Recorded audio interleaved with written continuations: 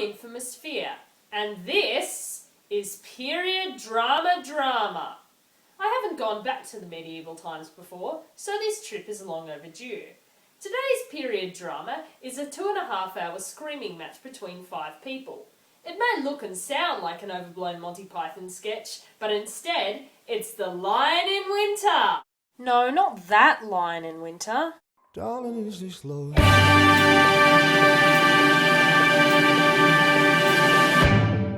Let's run through the plot first!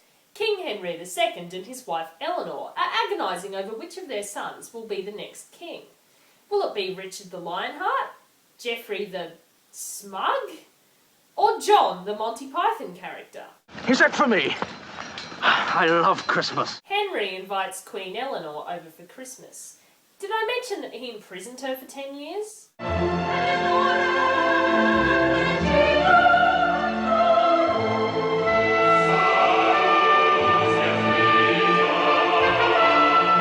Henry wants the youngest, John, to be king, while Eleanor wants her oldest son, Richard, to take the crown.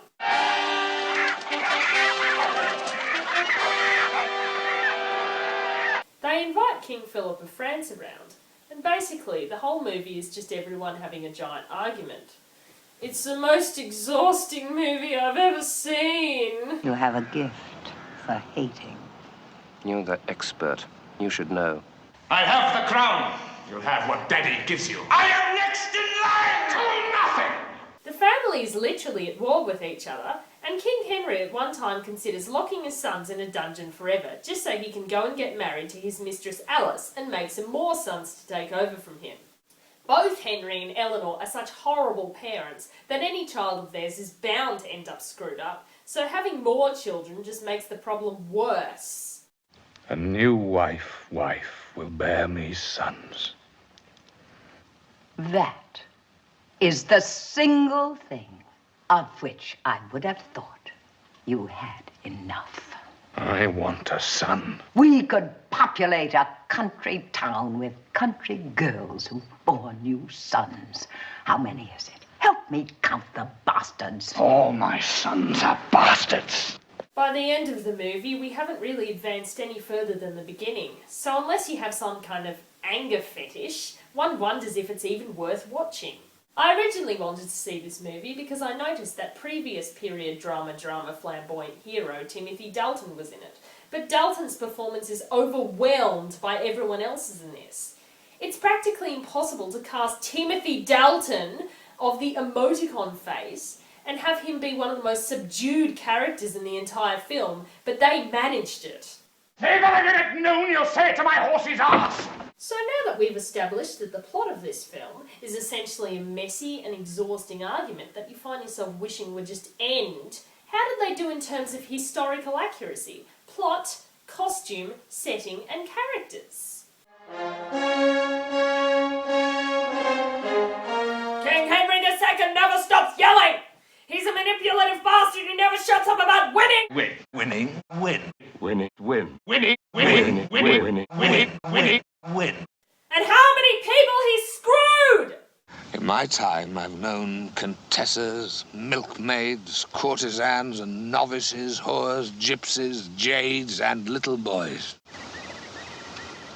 He's having sex with his son's prospective wife, for one thing. Peter O'Toole plays Henry's a very interesting character. He has the very definition of a love-hate relationship with his wife. But to be honest, this performance gets a little wearing. Couldn't he at least alternate his yelling with some talking? I just broke the sound barrier! He must have interpreted the dialogue similarly to Arcade Fire lyrics, as something that doesn't work unless bellowed with unbridled passion. I went out into the night. I went out to find some light. Kids are dying out in the snow. Look at them go. Look at them. Kids are dying out in the snow. Look at them go. Look at them go. King Henry II is a loose cannon. He's perfectly willing to disown his sons at the drop of a hat, but stops just short of killing them all at the goading of his wife. Just what kind of family is this? What shall we hang? The holly or each other? Catherine Hepburn Hepburn's Queen Eleanor is slightly more preferable, because at least she knows how to turn down the volume. Henry's bed is Henry's province. He can people it with sheep for all I care, which on occasion he has done. I'm not sure whether her love for her husband is Stockholm Syndrome or not, but she seems perfectly willing to turn up at the castle for Christmas. How dear of you to let me out of jail. Queen Eleanor is the definition of a strong female character, but that doesn't necessarily make her any easier to like. I don't much like our children. Dear, dear, whatever shall we do with Mother? Execute him. This was treason, wasn't it? You gave them life. You take it. At the end, she and Henry have some kind of resolution, but it's difficult to know whether they've gained anything or moved on, or whether they'll just have another yelling match next time they meet. You'll let me out for Easter? Come the resurrection, you can strike me down again. Coming soon, in cinemas this summer, The Lion in Winter 2, now with more yelling. There's nothing more frustrating than conflict without resolution, and growing up with King Henry and Queen Eleanor must have had the children screaming for someone to make divorce socially acceptable. Will the Pope annul me, do you think? Hepburn has a bit of an American accent in this, which is slightly jarring, but she portrays the scheming Queen Eleanor so well that I'll forgive her for that. Anthony Hopkins' performance as Richard the Lionheart is fine. There's not much else I can say about it. He's a homosexual character who isn't stereotypical, he loves his mother, and he fights with his brothers and father. He wants very much to be king, and feels as if he's living under the shadow of his dead elder brother, Henry. Why him? Why always him and never me? He was the eldest, he came first. Christ, Henry, is that all? You went with Eleanor. You never called me. You never said my name. It's not my fault. I won't be blamed. He's probably the least ridiculous brother, except for that horrible beard. Seriously, I can't look at that thing without wanting to throw a handful of straight razors at him. Geoffrey, the middle brother, played by the hilariously appropriately named John Castle, is smug. Christmas. Warm and rosy time. The hot wine steams, the Yule log roars, and we're the fat that's in the fire. She'll be here soon, you know. He's the ignored brother, but he's perfectly happy to just pop up and make a smug face from time to time. I know. You know, I know. I know, you know, I know. We know, Henry knows. And Henry knows we know it. We're a knowledgeable family. He complains a little about not being considered for the position of king. No one ever thinks of crown and mentions Jeff. Why is that? Isn't being Chancellor power enough? It's not the power I feel deprived of, it's the mention I miss. But he seems relatively content with meddling from behind the scenes, so that's all right then. I can't stop laughing at his facial expression though.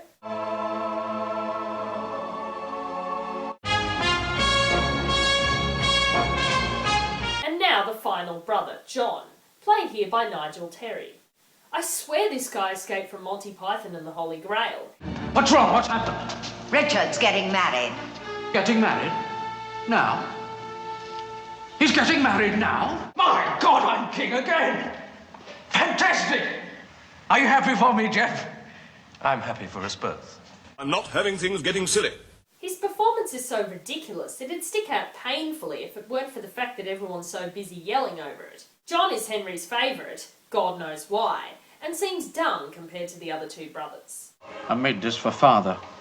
All the pieces work. It took months. I'm not a fool. I know. Now here's my plan. I read 3 languages. I've studied law. What plan? You turd! He'd make a rotten king, seeing as he reminds me more of Vivian from The Young Ones than a majestic head of state. Who do you think I built this kingdom for? Me! Daddy did it all for me. Oh, when can I have it, Daddy? Not until we bury you. I loved you. You're a cold cold and bloody bastard you are, and you don't love anything. You take your time, you bastard!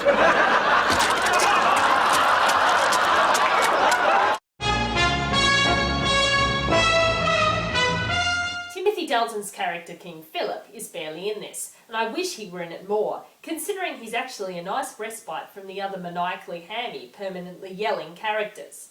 It's your game, Jeff. You play it. Yes, Timothy Dalton isn't hammy in this. On the contrary, he slinks his way through the movie using one of the most silken, seductive voices I've ever heard. He basically turns up to throw a spanner in the works, to make all the brothers conspire against each other, as well as their own father and mother, and to throw all of them out of King Henry's favour in a scene that is strangely sexual and extremely confusing. A king like you has policy prepared on everything. Well, what's the official line on sodomy? Richard finds his way into so many legends. Let's hear yours and see how it compares. Well, he found me first when I was 15. We were hunting. It was nearly dark. My horse fell. I was thrown. I woke to Richard touching me. He asked me if I loved him, and I told him yes. Do you know why I told him yes? So that one day I could tell you all about it. Don't know how I did it. No! It wasn't like that! But it was. You loved me. Never.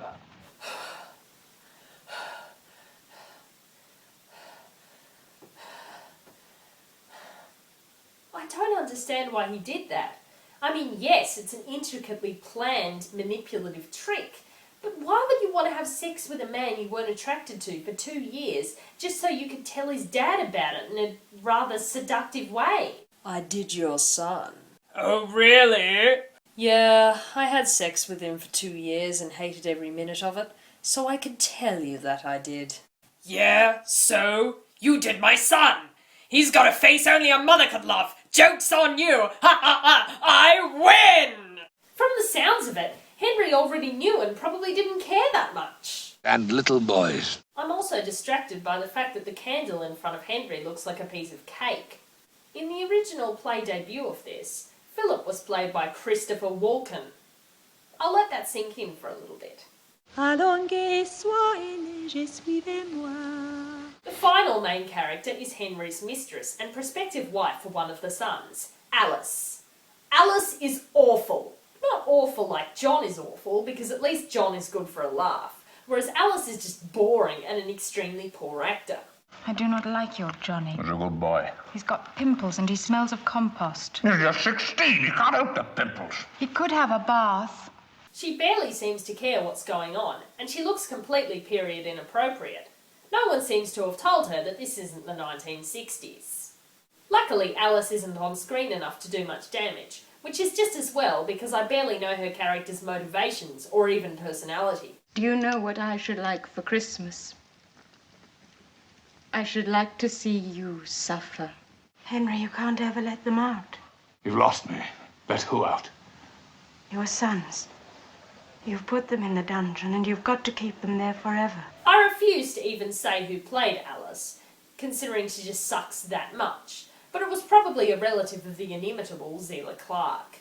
So we've established that our characters consist of manipulative maniacs with no indoor voice, an escapee from a Python sketch, someone with the potential to be the world's greatest phone sex operator, and a plank of wood from the 1960s. These characters overshadow the story, and almost completely overwhelm the period elements. And how did they do on those? The costumes look fine to me, although Alice wears a garment in one scene made out of a bizarrely bright green wool. Again, this is a time before chemical dyes, and looks a bit too modern. I can't see any glaring errors in the castle, it all looks fine. The music works well, even if it is a bit too over the top, but it probably needs to be in order to compete with all that bellowing.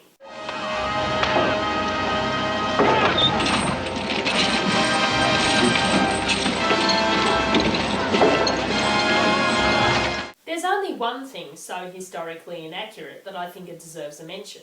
Whatever are you giving me? You're such a child, you always ask. To Henry. Heavy. It's my tombstone. Eleanor, you spoiled me. You might not know it, but the reason why all these characters have conferred is because it is Christmas, which they indicate by bringing in a tree and decorating it. All well and good, but Christmas trees are a German custom, and not a French extraction like this family is. Christmas trees only made their way over to England via Prince Albert's marriage to Queen Victoria, and they can't have been very widespread, since many British soldiers at the Christmas truce in the First World War were very confused when German troops set up a Christmas tree because they'd never seen one before. It does get a bit boring seeing the drab inside of a castle all the time, but I'm not really sure they could have done anything about that. It's also obvious that artificial light was used, but until Kubrick filmed Barry Lyndon, no one had filmed a completely candlelit scene without using additional lighting, and Kubrick needed giant lenses from NASA to accomplish that. And now, the difficult question. Should you watch it? I can't fault The Lion in Winter really, because it seems to have achieved everything that it intended to do.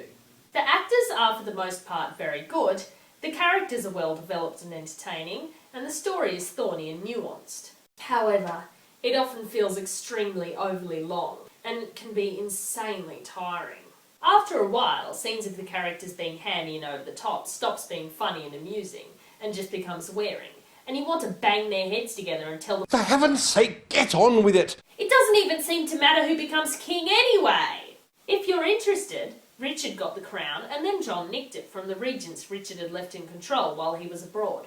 King John was the king in Robin Hood, the one who was forced to sign the Magna Carta, not to mention he was also idiotic enough to lose the crown jewels in the wash. It's far more of a character study than a plot or visually driven piece, being as it's based on a play that makes sense, and it's got more yelling than Braveheart. I'd advise you to watch The Lion in Winter, seeing as there isn't really anything else like this, but I'd proceed with caution and possibly earplugs. And if you'll excuse me, I think some damage might have been done. I'd better go get my hearing checked. I went out to the